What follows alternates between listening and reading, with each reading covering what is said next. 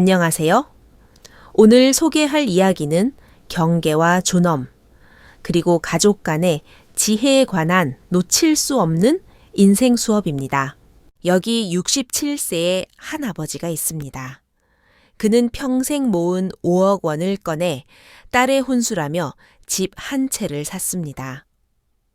오직 딸이 결혼 후 누구의 눈치도 보지 않고 편안하게 지낼 수 있는 자신만의 집을 갖길 바라는 마음에서였죠. 집 명의는 온전히 딸의 이름으로 해두었고 아버지는 그 어떤 간섭도 참견도 하지 않았습니다. 하지만 그는 상상조차 하지 못했습니다. 사위의 어머니 즉 안사돈이 그 집에 들어와 살게 될 줄은 말입니다. 처음에는 그저 잠깐 도와주러 온 것이라더니 그 잠깐은 5년이나 이어졌습니다. 안사돈은 생활의 주도권을 쥐고 집안 구조를 바꾸고 아버지가 딸을 위해 마련해준 공간을 자신의 영토로 만들어버렸습니다. 그리고 돈을 대준 아버지가 어느 날 외손자를 보러 갔다가 문전박대를 당하는 일이 벌어집니다. 현관 비밀번호가 바뀐 채 문 밖에 서 있어야 했던 아버지. 하지만 그는 화를 내지도 소란을 피우지도 않았습니다. 대신 그는 훨씬 더 고단수이고 지혜로운 방법을 택했습니다. 그는 침묵과 행동 그리고 치밀한 계획으로 상대방이 할 말을 잃게 만들었고 딸이 스스로 일어나 다시 그 집의 주인이 되도록 이끌었습니다. 그는 정면 충돌하지 않았지만 물샐 틈 없는 방역을 가했습니다. 구구절절 설교하지 않았지만 모두가 그 뜻을 알아듣게 만들었지요. 이 사건은 우리 모두에게 큰 가르침을 줍니다. 제 이름은 김영호. 올해 67세이고 은퇴한 지 3년이 되었습니다. 저는 대전에 있는 한 공립중학교에서 36년간 교무주임으로 근무했습니다.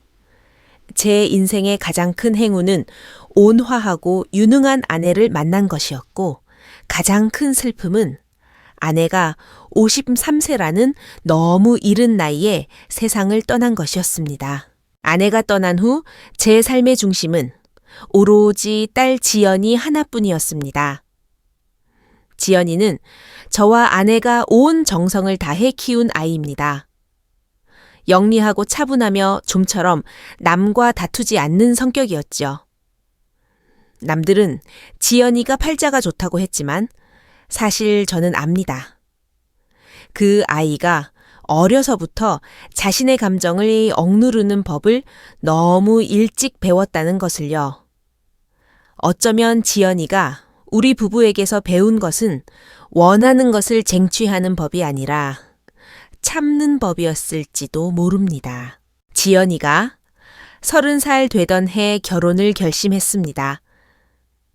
상대는 이준서라는 청년으로 온라인 쇼핑몰을 운영하는 사업가였습니다.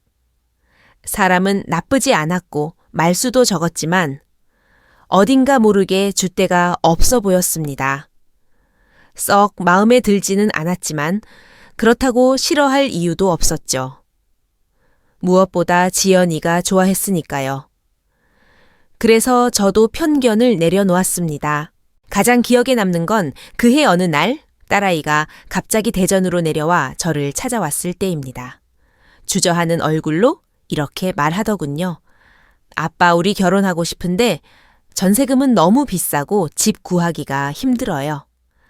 딸은 말을 더 잇지 못했지만 저는 그 아이가 왜 저를 찾아왔는지 단번에 알 수 있었습니다. 그 순간 결심했죠. 네, 집 문제는 아빠가 해결하마. 저는 부자가 아닙니다. 하지만 퇴직금을 좀 모아둔 게 있었고 엘리베이터도 없는 4층짜리 낡은 빌라 한 채가 비어 있었습니다. 대전에 있는 그 낡은 집 현관에는 우리 세 식구의 가족 사진이 붙어 있었고 아내가 남긴 신발도 그대로 있었습니다. 저는 그 집을 정리하는 게 힘들 줄 알았습니다. 하지만 지연이가 결혼 후 안정적으로 살고 싶다는 말을 꺼낸 순간 아쉬움 따위는 눈 녹듯 사라졌습니다. 저는 그 낡은 빌라를 팔고 평생 모은 저축을 탈탈 털어 딱 5억 원을 만들었습니다. 그 돈을 몽땅 들여 경기도의 한 신도시 지하철역에서 걸어서 7분 거리에 있는 방 3개짜리 아파트를 샀습니다. 구조도 반듯하고 베란다도 넓어 생활하기 좋은 곳이었죠. 입주하던 날 저는 혼자 열쇠를 들고 그 텅 빈 거실에 서 있었습니다. 오후에 햇살이 거실 깊숙이 들어오더군요. 저는 나직이 중얼거렸습니다. 지연아, 여기가 이제 내 목숨줄이다. 저는 집을 제 명의로 하지 않았습니다. 바로 딸의 이름으로 등기했지요. 사위 이준서를 못 믿어서가 아니라 내 딸을 믿었기 때문입니다. 내 딸이라면 함부로 하지 않을 거라 믿었으니까요. 결혼식은 소박하게 치렀습니다. 하객 대부분은 사위 쪽 친척들이었죠.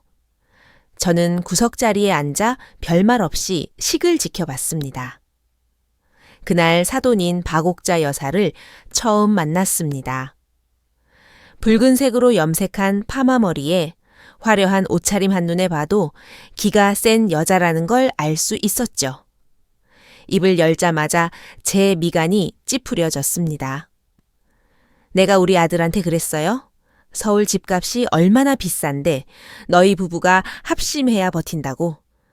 집 같은 건 양가에서 조금씩 보태야 진짜 가족이지. 지연이가 제 옷소매를 살짝 잡아당기며 웃으며 수습하려 했습니다. 어머님 아빠가 이미 집을 마련해 주셨어요. 저희 집 있어요. 박 여사는 그 말을 듣더니 표정 변화 없이 고개를 끄덕이며 묘한 웃음을 흘렸습니다. 어머, 그래, 그럼 나중에 내가 서울 올라가도 편하겠네. 손주 봐주기도 좋고. 저는 아무 말도 하지 않았습니다. 어떤 사람들은 손님으로 들어와서 시간이 지나면 주인 행세를 한다는 걸 알고 있었으니까요. 저는 그 집이 지연이의 새로운 출발점이자 든든한 요새가 될 줄 알았습니다. 5년 뒤 제가 그 집 문턱조차 넘지 못하게 될 줄은 꿈에도 몰랐죠. 처음엔 제가 과민 반응한다고 생각했습니다. 결혼 첫 해에 그들의 생활은 평온했습니다. 가끔 서울에 올라가면 지연이가 밥을 사주었고 손자가 태어난 후 사위도 꽤 깍듯하게 대했습니다. 저는 가끔 텃밭에서 키운 배추나 과일을 들고 올라가 거실에서 손자와 놀아주곤 했습니다. 그러던 어느 날 지연이가 전화를 했습니다. 아빠 어머님이 요즘 몸이 좀 안 좋으시대요. 서울 큰 병원에서 검사도 받고 치료도 하셔야 해서 당분간 우리 집에서 지내시기로 했어요. 사돈 어른이? 그래, 뭐 아픈 사람이니까. 네, 1~2달 정도 계실 것 같아요. 작은 방 쓰시면 되니까. 저는 별말 하지 않았습니다. 집은 제가 사줬지만 돈 낸 사람 유세를 하며 간섭하고 싶지 않았으니까요. 하지만 마음 한구석이 찜찜한 건 어쩔 수 없었습니다. 박 여사가 그 집에 들어온 뒤 처음 마주친 건 제가 손주 분유 값을 좀 보태주러 올라갔을 때였습니다. 그녀는 이미 그 집에 완전히 자리를 잡고 있었습니다. 거실 한쪽엔 커다란 여행 가방 2개가 놓여 있었고 주방 싱크대엔 설거지거리가 쌓여 있었으며 베란다엔 형형색색의 속옷들이 널려 있었습니다. 깔끔했던 딸아이의 집은 온데간데 없었죠. 아이고, 사돈 어른 오셨네. 고생이 많으십니다. 그녀는 빨래 바구니를 거실 바닥에 툭 던지며 발로 서랍장을 걷어차 닫았습니다. 그 자연스러운 모습은 3일이 아니라 3년을 산 사람 같더군요. 제가 몸이 안 좋아서 병원 다니느라 와 있어요. 온 김에 손주도 봐주고 좋죠 뭐. 그녀는 젓가락으로 유리그릇을 딱딱 두드리며 여유롭게 웃었습니다. 저는 아무 대꾸도 하지 않았습니다. 속이 답답해져 왔죠. 지연이가 제 굳은 얼굴을 보고는 작게 속삭였습니다. 아빠 임시로 계시는 거예요. 치료 끝나면 내려가신대요. 저는 고개를 끄덕였습니다. 그래, 네가 편하면 됐다. 말은 그렇게 했지만 이미 뭔가 잘못 돌아가고 있다는 걸 느꼈습니다. 대전으로 내려온 뒤 어느 날 다시 서울에 갔을 때였습니다. 제가 가지고 있던 비상 열쇠가 현관 구멍에 들어가지 않더군요. 다음 날 지연이에게 전화를 걸어 물었습니다. 현관 도어락 바꿨니? 잠시 침묵이 흐르더니 딸이 대답했습니다. 네. 어머님이 옛날 거라 불안하다고 하셔서 준서 씨랑 상의해서 바꿨어요. 그래, 바꿀 수도 있지. 저는 짐짓 웃으며 넘겼습니다. 미리 말이라도 해주지 그랬냐. 깜짝 놀랐다. 전화기 너머로 정적이 흘렀습니다. 그때 깨달았습니다. 집의 명의는 딸에게 있지만 도어락 같은 사소한 일조차 마음대로 결정하지 못하는 상황이라는 것을요. 그 집은 더 이상 제가 딸을 위해 준비한 안식처가 아니었습니다. 몇 달 뒤 다시 가보니 베란다는 박 여사의 텃밭이 되어 있었고 손님 방에는 불상과 제기들이 놓여 있었습니다. 냉장고에는 박 여사 반찬 손대지 말 것, 고혈압 약추에, 검은콩 물 엄마거 같은 견출지가 덕지덕지 붙어 있었죠.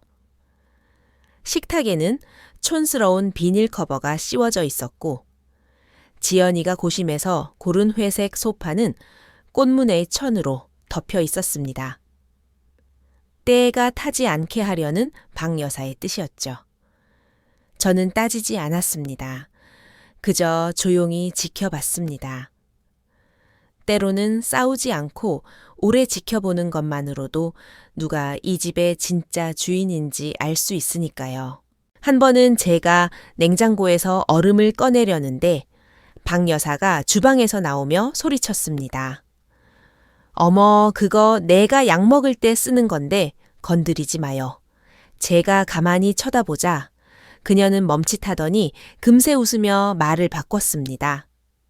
아니, 사돈 어른 손대지 마시라고요. 앉아 계세요. 제가 할게요. 지연이는 아무 말 없이 고개를 숙인 채 밥만 먹었고 사위 이준서는 못 들은 척 TV만 보고 있었습니다. 저는 자리에 앉아 지연이에게 조용히 물었습니다. 너 이렇게 사는 거 괜찮니? 딸은 잠시 멈칫하더니 대답했습니다. 익숙해졌어요. 하지만 시선은 저를 피했습니다. 저는 그 말이 괜찮다가 아니라 어쩔 수 없다는 뜻임을 알았습니다. 상황이 심각해진 건 박 여사가 이사 이야기를 꺼내면서부터였습니다. 어느 날 저녁 식사 자리였습니다. 배달 음식으로 대충 차린 식탁에서 박 여사가 입을 열었습니다. 이 집 사실 좀 좁잖아. 애가 크면 방 하나씩은 줘야 하는데 택도 없지. 그녀는 젓가락으로 식탁을 톡톡 치며 말을 이었습니다. 내 생각에는 집값 더 떨어지기 전에 이거 팔고 대출 좀 더 받아서 남양주나 외곽 쪽으로 넓은 전원주택을 사서 가는 게 어때? 3대가 같이 살면 복작복작하고 좋잖아. 저는 숟가락을 멈췄습니다. 지연이는 아무 말도 하지 않았습니다. 제가 짐짓 아무렇지 않은 척 물었습니다. 그럼 대출금은 누가 갚습니까? 박 여사는 망설임 없이 대답했습니다. 당연히 우리 준서가 갚아야지. 젊은 애들이 대출 받기도 쉽고 그리고 이 집은 어차피 공짜로 생긴 거니까 팔면 목돈 챙기는 거 아니에요. 저는 젓가락을 내려놓고 그녀를 정면으로 응시했습니다. 웃음기는 싹 거두고 말이죠. 이 집은 제가 평생 피땀 흘려 마련한 겁니다. 대전에 있던 제 집 팔고 전 재산 털어서 지연이 마음 편히 살라고 사준 겁니다.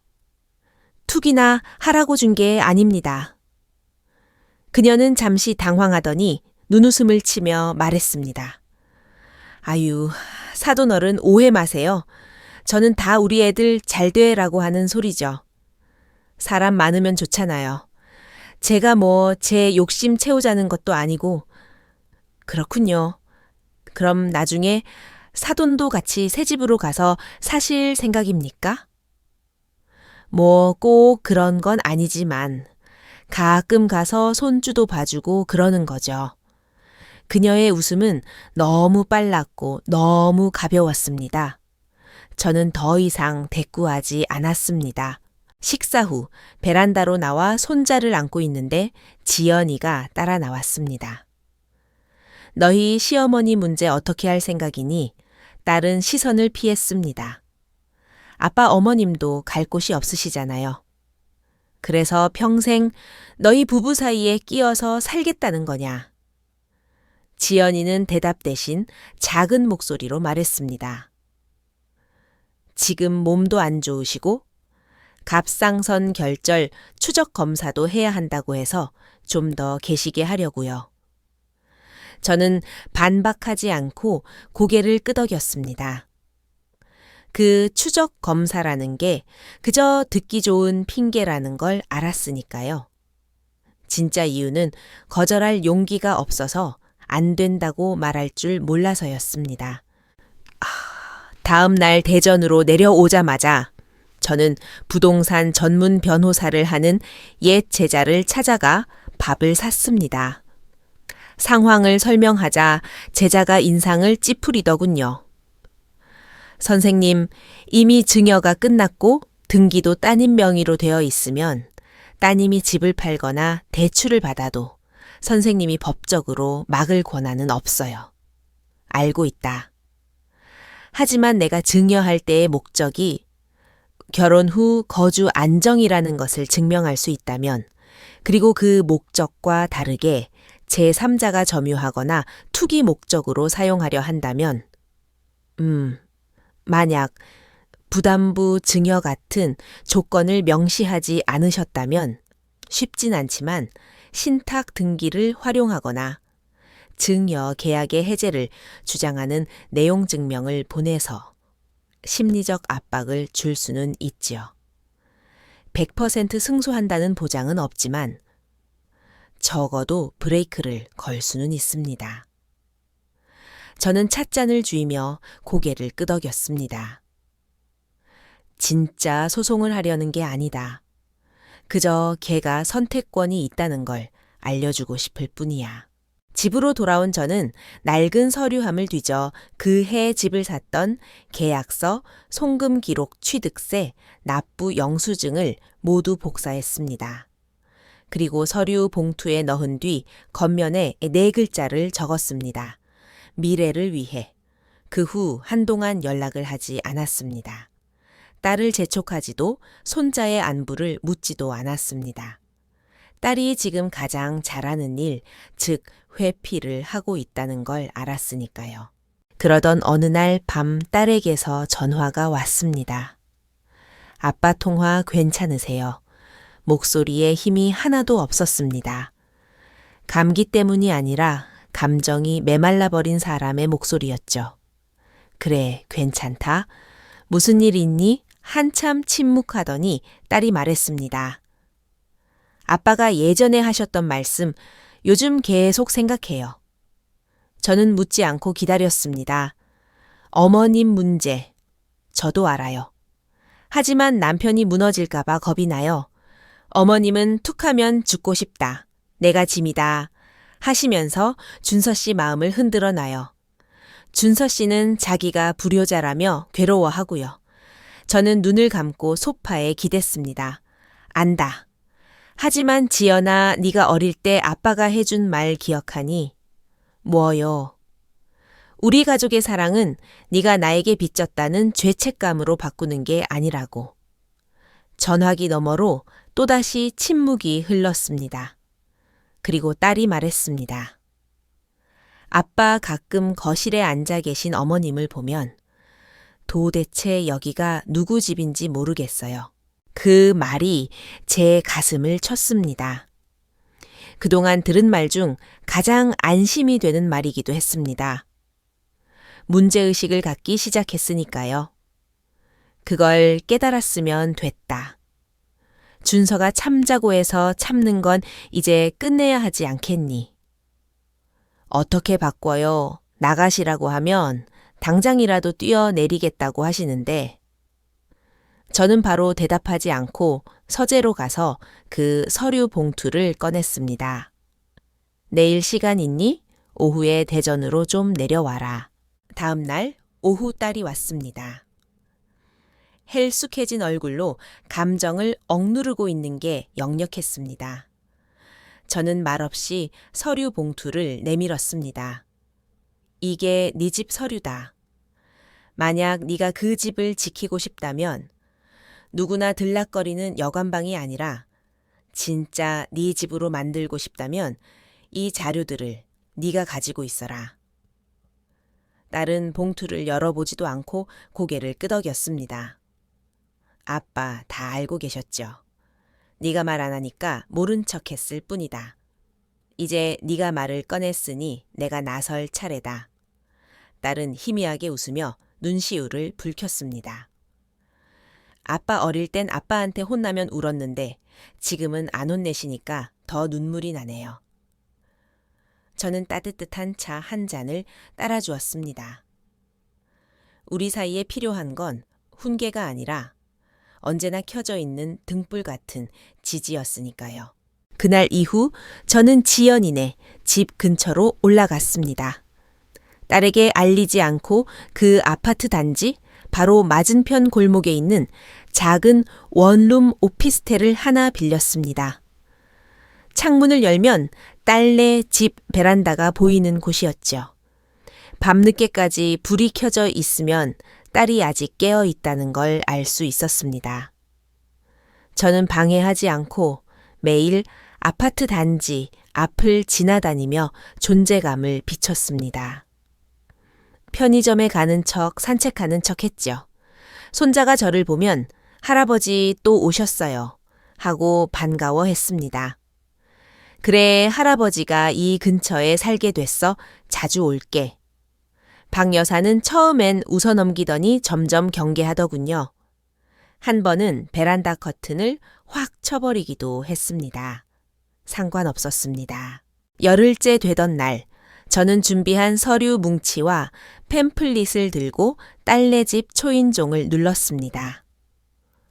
문을 연 지연이가 놀란 눈으로 저를 봤습니다. 아빠 연락도 없이 오셨어요. 근처라서 들렀다. 보여줄 게 있어서. 식탁에 앉아있던 박 여사는 점심을 막 먹고 이쑤시개를 물고 있었습니다. 어머 사돈어른, 웬일이세요? 저는 식탁 위에 가져온 자료들을 차분히 펼쳤습니다. 제가 몇 군데 직접 가봤습니다. 저는 팸플릿 하나를 가리켰습니다. 요양시설이 잘 갖춰진 실버타운입니다. 의료진 상주하고 삼시 세끼 영양식 나오고 프로그램도 다양합니다. 사동개서 좁은 방에서 눈치 보지 않고 편하게 지내실 수 있는 곳이죠. 저는 비용이 적힌 페이지를 그녀 앞으로 밀었습니다. 비용은 제가 되겠습니다. 박 여사는 이쑤시개를 내려놓고 차갑게 말했습니다. 사돈, 내가 지금 고려장 당할 나이입니까? 무슨 요양원이에요. 요양원이 아니라 실버타운입니다. 호텔 같은 곳이죠. 여기서 애들 눈치 보며 집안일 하시는 것보다 훨씬 낫지 않습니까? 이게 무슨 뜻이에요? 지금 나보고 나가라는 거예요.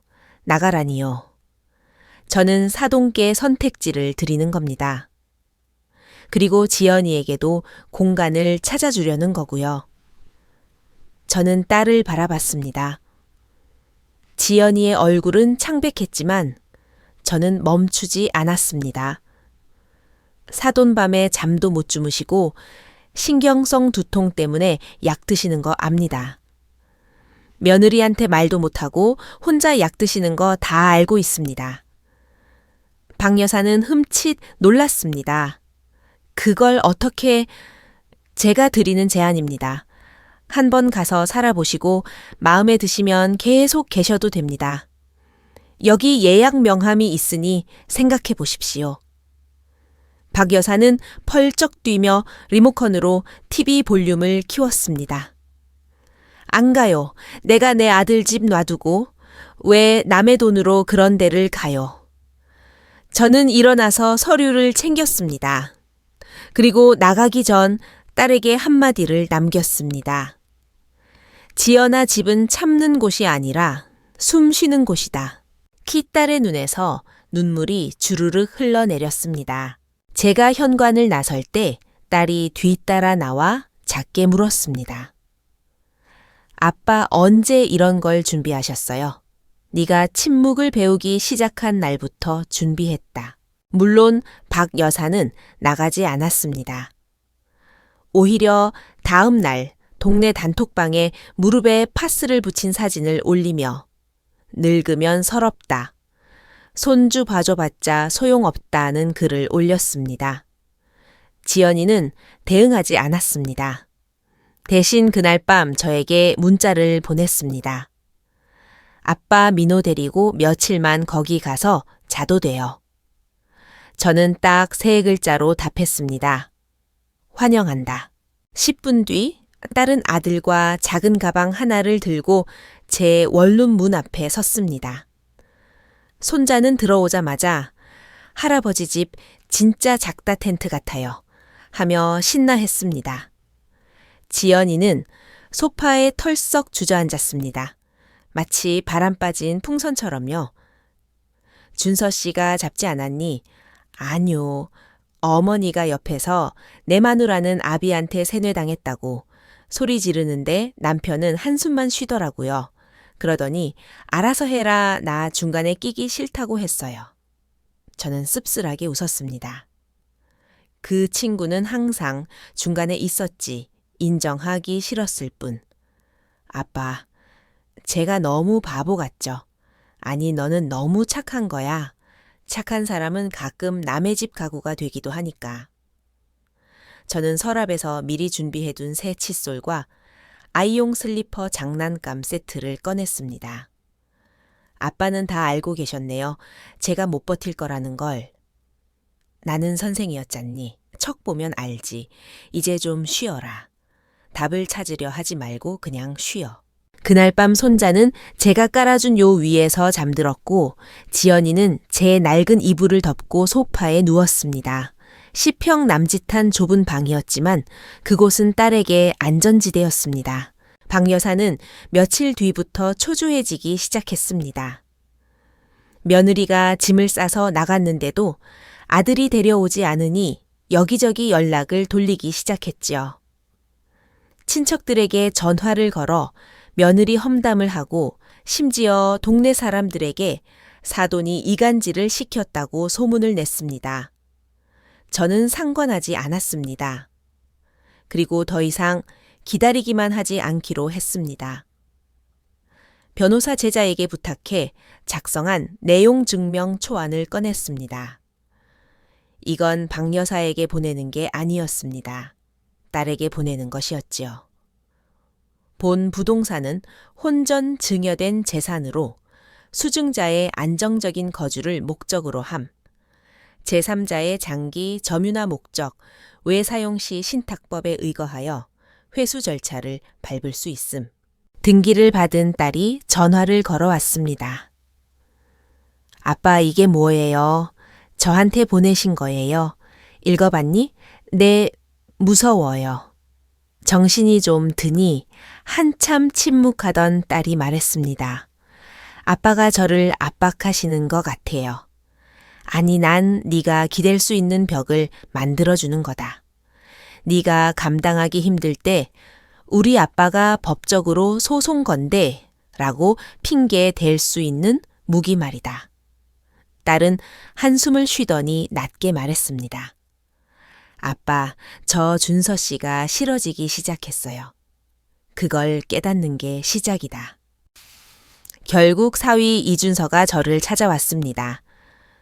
구겨진 셔츠에 퀭한 눈으로 제 원룸 문을 두드렸죠. 장인어른 지연이 여기 있습니까? 잠깐 마트 갔다 들어와라. 사위는 죄인처럼 서 있었습니다. 어머니가 요즘 너무 예민하셔서 제가 중간에서 죽겠습니다. 이 서방 자네는 중간이 아니야. 자네 어머니 편이지. 그때 도어락 소리가 나고 지연이가 들어왔습니다. 남편을 보더니 차갑게 굳어버렸죠. 왜 왔어? 어머니 혼자 계시잖아. 걱정돼서 그래? 걱정되면 당신이 가서 효도해. 왜 내 집에서 내 인생 갉아먹으며 효도하려고 해? 지연이의 목소리는 단호했습니다. 준서 씨, 똑바로 들어. 나 당신한테 선택하라는 거 아냐. 그냥 내 집에서 당신 어머니 내보내겠다는 거야. 너무 매정한 거 아냐. 매정 5년 동안 참은 내가 매정하다고 당신 어머니한테 전해. 2가지 길밖에 없어. 하나는 아빠가 마련해준 실버타운으로 가시는 것, 아니면 내가 법적으로 신탁 등기 걸고 강제 퇴거 소송 진행하는 것. 우리 아빠 준비 다 끝났어. 저는 옆에서 묵묵히 딸을 지켜봤습니다. 더 이상 익숙해요 라고 말하던 딸이 아니었습니다. 결국 박 여사는 떠났습니다. 인사도 사과도 없이 수요일 오전에 이삿짐 센터를 불러 짐을 뺐습니다. 불상과 옷가지 믹서기 같은 것들을 챙겨서 말이죠. 거실에는 잘 먹고 잘 살아라 라고 휘갈겨 쓴 메모 한 장만 남겨져 있었습니다. 지연이는 그 메모를 찢지 않고 서랍 깊숙이 넣어뒀습니다. 그리고 바로 동사무소에 가서 남편 쪽에 되어 있던 전입신고를 다시 자기 집으로 옮겼습니다. 이제 진짜 우리 집이네. 딸이 텅 빈 거실을 보며 말했습니다. 지연이는 집을 다시 꾸미기 시작했습니다. 박 여사가 붙여놓은 촌스러운 시트지를 떼어내고 거실 조명도 바꾸고 막아놓았던 에어컨 바람 구멍도 다시 열었습니다. 원래의 모습을 되찾아가는 과정은 마치 딸 자신의 자존감을 회복하는 과정 같았습니다. 그리고 어느 날 딸이 저를 저녁 식사에 초대했습니다. 식탁에는 소고기 뭇국이 놓여 있었습니다. 제 아내가 자주 해주던 그 맛과 똑같았습니다. 엄마 레시피 노트 찾았어요. 딸이 덤덤하게 말했습니다. 그리고 덧붙였죠. 아빠 저 그 집 신탁 등기 신청했어요. 아들 성인 될 때까지 매매도 담보대출도 못하게 묶어버렸어요. 제가 또 흔들릴까 봐요. 저는 고개를 끄덕였습니다. 잘했다. 집은 지키는 사람의 것이다. 사위는 다시 돌아왔지만 예전 같지는 않습니다. 부부 사이는 헐거워졌지만 오히려 그게 더 안전해 보였습니다. 억지로 묶여 있는 것보다 느슨한 게 나을 때도 있으니까요. 저는 이제 오피스텔을 정리하고 다시 대전으로 내려갈 준비를 합니다. 제가 할 일은 다 했으니까요. 저는 딸의 인생을 대신 살아줄 수 없지만 딸이 돌아볼 때 언제나 그 자리에 서 있는 배경은 되어줄 수 있습니다. 할아버지, 우리 집에 또 놀러 오세요. 손자가 제 손을 잡고 흔듭니다. 저는 웃으며 대답합니다. 그래, 언제든 오마. 여기가 이제 진짜 너희 집이니까. 부모가 나이 들어 자식 집에 얹혀 사는 것, 과연 행복의 연장일까요? 아니면 불행의 씨앗일까요? 여기 71세의 아버지가 있습니다. 아내를 먼저 보내고 혼자 살던 그는 딸의 권유로 딸내 집에 들어가 살기로 결심합니다. 서로 의지하며 살면 좋겠다고 생각했지만 그 동거는 딱 10일 만에 끝이 났습니다. 10일 동안 사위와 딸은 6번이나 싸웠고 밥상머리는 전쟁터가 되었습니다. 그 갈등의 이면에는 사실 오래전 풀지 못한 돈 문제가 얽혀 있었죠. 그리고 외손자가 무심코 던진 한마디에 아버지는 깨닫게 됩니다. 사위는 한 번도 자신을 가족으로 생각한 적이 없었다는 것을요. 아버지는 그날 밤 짐을 쌌습니다. 울지도 화내지도 않고 조용히 떠났습니다. 그것은 패배가 아니라 딸을 위한 가장 품위 있는 선택이었습니다.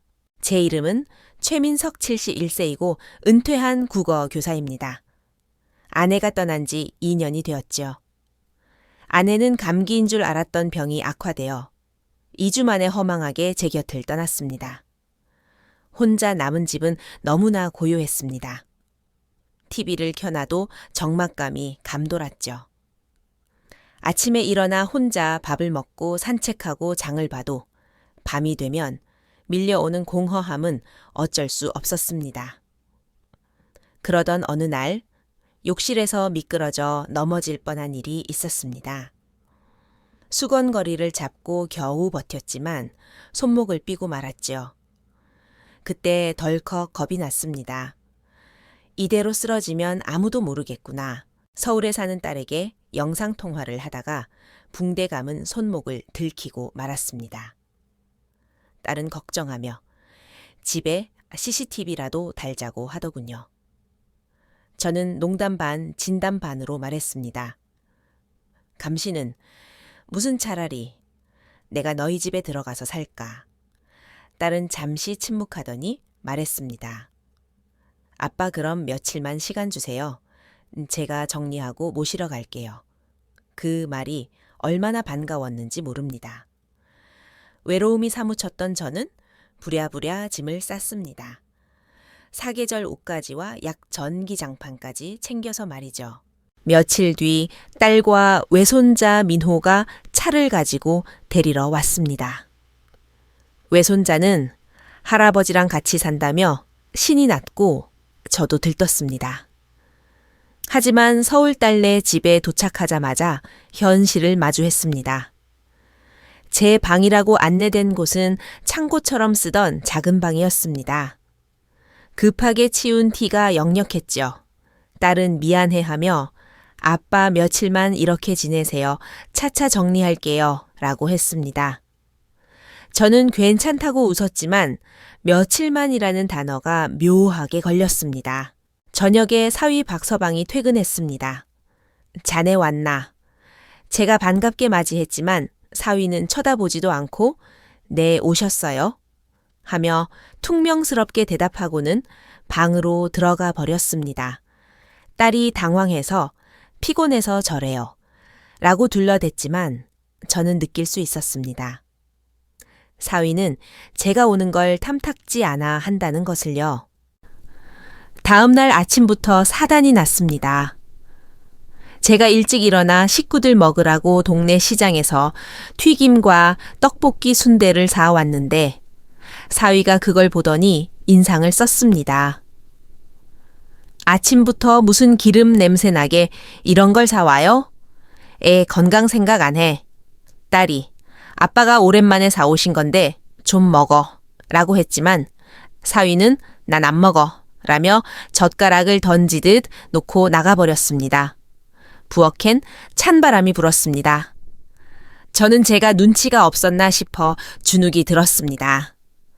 하지만 그건 시작에 불과했습니다. 3일째부터 사위는 노골적으로 짜증을 냈습니다. 빨래를 잘못 돌렸다 거실이 어지럽다. TV 소리가 크다. 사사건건 트집이었습니다. 저를 향해 직접 말하진 않았지만 딸에게 화내는 소리가 방음 안 되는 벽을 넘어 다 들렸습니다. 아버님 오시고 나서 집안 꼴이 이게 뭐야 쉴 수가 없잖아. 저는 방 안에서 숨죽인 채 그 소리를 들어야 했습니다.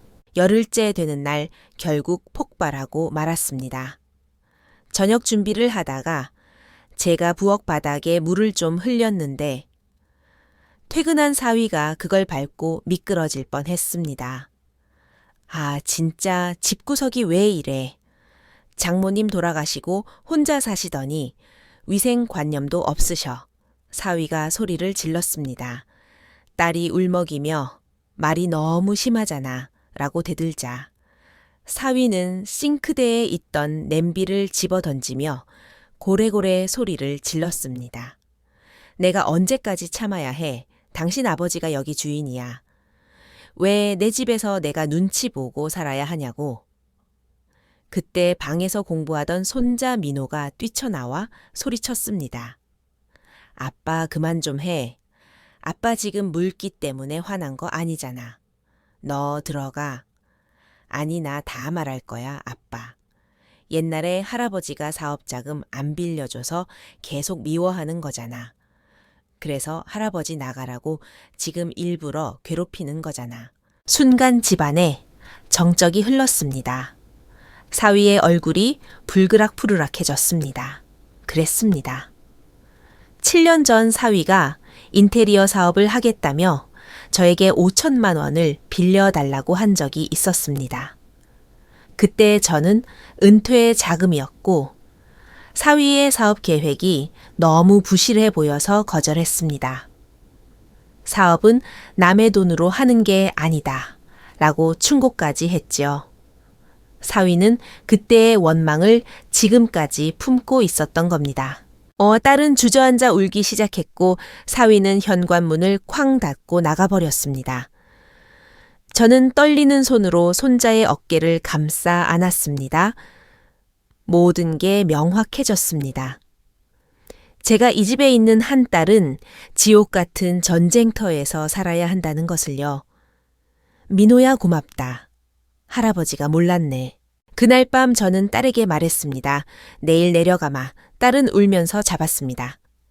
아빠 가지 마세요. 저 사람이 나쁜 거예요. 아니다. 부부는 둘이서 사는 거야. 내가 끼어들 자리가 아니었어? 늙으면 혼자 지내는 게 제일 편하다. 너도 알잖니? 저는 덤덤하게 말했습니다. 사실이었습니다. 눈치 보며 사는 열흘보다 혼자 외로웠던 3년이 훨씬 더 마음 편했다는 걸 깨달았으니까요. 다음 날 아침 저는 딸의 배웅을 받으며 택시를 탔습니다. 사위는 콧배기도 보이지 않았습니다. 택시가 멀어지는 동안 딸이 계속 손을 흔드는 게 보였습니다. 마음이 아팠지만 한편으론 가슴을 짓누르던 돌덩이가 내려간 듯 시원했습니다. 고향집 충청도의 낡은 주택으로 돌아왔습니다. 문을 열자 익숙한 냄새가 났습니다. 눅눅하지만 편안한 내 집 냄새. 저는 창문을 활짝 열고 청소를 시작했습니다. 오후에는 시장에 가서 두부와 생선을 사와서 혼자 저녁을 차려 먹었습니다. 소박한 밥상이지만 누구 눈치도 볼 필요 없는 꿀맛 같은 식사였습니다. 저녁에 베란다에 앉아 차를 마시는데 라디오에서 흘러나오는 노래 가사가 제 마음을 울렸습니다. 인생은 나그네 길 어디서 왔다가 어디로 가는가. 딸에게서 전화가 왔습니다. 목소리가 한결 편안해 보였습니다. 아빠 도착하셨어요. 죄송해요. 죄송할 거 없다. 나는 내 집이 제일 좋다. 주말에 민호나 데리고 놀러 오렴. 맛있는 거 해줄 테니 전화를 끊고 밤하늘을 올려다봤습니다. 별이 참 밝더군요. 이번 가출소동으로 깨달은 게 있습니다. 노년의 행복은 자식에게 의존하는 데서 오는 게 아니라 스스로 자립하는 데서 온다는 것을요. 자식은 자식의 삶을 살게 두고 나는 나의 삶을 살아야 합니다. 그게 서로를 위한 사랑이고 마지막까지 지켜야 할 부모의 품이라는 것을 이제야 알았습니다. 여러분은 어떻게 생각하시나요? 부모와 자식 사이 적당한 거리는 어디일까요? 오늘 이야기가 여러분의 삶에 작은 울림이 되었기를 바랍니다. 감사합니다.